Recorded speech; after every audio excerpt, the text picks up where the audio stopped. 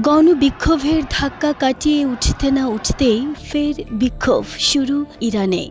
এবার ইরানের সর্বোচ্চ ধর্মীয় নেতা আয়াতুল্লাহ আলী খামেনির বিরুদ্ধে শুরু হলো ছাত্র বিক্ষোভ। ইরানের বেশ কিছু বিশ্ববিদ্যালয়ে বিক্ষোভ শুরু হয়। সরকার বিরোধী বিক্ষোভ আর যুক্তরাষ্ট্রের হত্যার শঙ্কায় ইতোমধ্যেই উত্তরাধিকারী নিয়োগ করেছে দেশটির সর্বোচ্চ নেতা আয়াতুল্লাহ আলী খামেনি।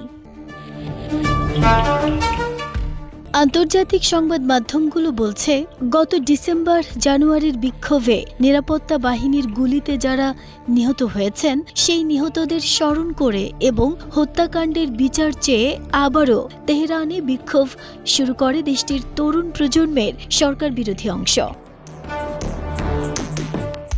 ইরানের অনলাইন সংবাদ মাধ্যমগুলো বলছে, তেহরানের ৩টি বিশ্ববিদ্যালয়ে শুরু হয়েছে বিক্ষোভ। আর এই ৩ বিশ্ববিদ্যালয়ের মধ্যে সবচেয়ে সরকার বিরোধী আন্দোলনের কেন্দ্রে রয়েছে শরীফ বিশ্ববিদ্যালয়।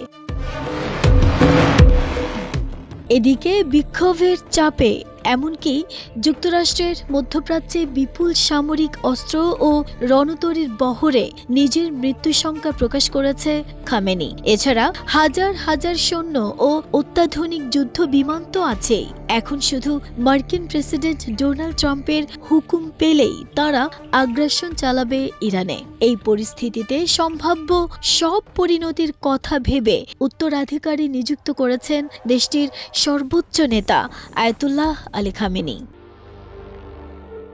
নাহিদা স্মৃতি, দেশ রূপান্তর।